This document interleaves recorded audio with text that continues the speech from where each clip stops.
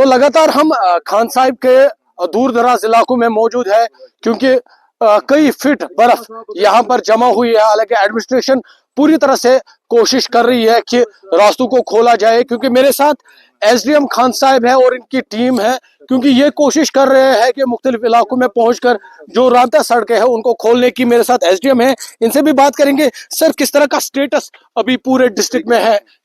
देखिए, मैं ये कहूँगा, मोटी मोटी बातें मैं आपको कहूँगा कि कल जो पहले दिन था, जो इसकी जो जिसे कहते हैं शहरग, जो खान साहब, आरिजाल और बडगाम को जो मेन रोड कनेक्ट करता है, उसको कल ही आफ्टरनून में हमने थ्रो किया था। उसमें मॉर्निंग में थोड़ी दिक्कत आई, क्योंकि बहुत सारे बड़े पेड़ जो है रोड पे गिरे हुए थे।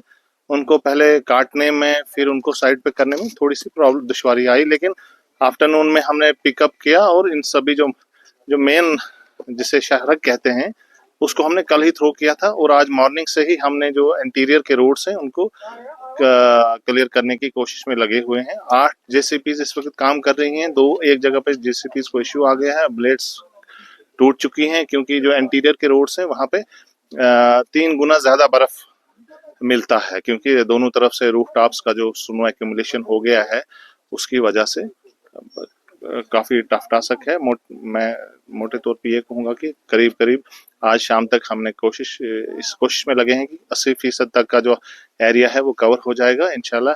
Bye tomorrow evening whole area of the Khan Sahib will be cleared off the snow. कितना बड़ा चैलेंज है, क्योंकि काफी ज्यादा बर्फबारी है, क्योंकि सड़कों पे भी जिस तरह से बर्फबारी है, कितना बड़ा इम्तिहान है एडमिनिस्ट्रेशन के लिए, और किस तरह से इस इम्तिहान को आप पार करने की कोशिश कर रहे हैं? कल इनफैक्ट इसमें 2-3 कारण ऐसे हो गए, क्योंकि प्रीवियस नाइट में जो हैवी विंड्स चली, उसकी वजह से काफी रोड्स पे ऑब्स्ट्रक्शंस आ गई।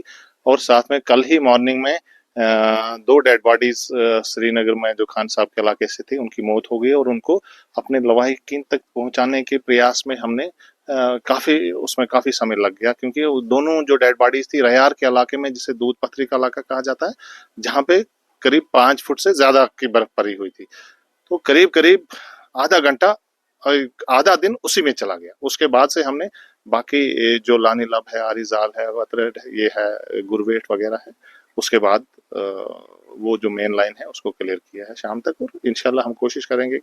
लोगों से मेरी दरखास्त है कि वो सब्र तहमुल से काम लें, घबराने की बात नहीं। अब मौसम भी काफी साजगार हो गया, आप देख रहे होंगे किस कदर धूप है, धूप से भी बर्फ पिघल रही है। तो हम भी लगे हैं इसको हटाने में, इंशाल्लाह विल डू इट सून। बिल्कुल। तो जिस तरह से इन्होंने कहा कि चैलेंजिंग है, कई ऐसे इलाके हैं जहां पर 5 फुट भी जो बर्फ है वो जमा हुई है, क्योंकि 5 फुट बर्फबारी होना, आप अंदाजा लगा सकते हैं कि क्या कुछ हाल रहा होगा। साथ ही जो गस्टी विंड्स की वजह से कई रास्तों पर दरख्त टूट कर गिर गए थे, और जिनको उठाना एडमिनिस्ट्रेशन के लिए एक और सरदर्द था। हालांकि जिस तरह से इन्होंने कहा कि अभी भी टाइम लगेगा पूरी तरह से जो रोड्स है उनको मोटरेबल बनाने का, लेकिन प्रायोरिटी यही है जो लाइफ लाइन रोड्स है, जो मेन रोड्स है, उनको बहाल किया जाए। न्यूज़ 18 के लिए बुगरू खान साहिब से मैं आबिद हुसैन।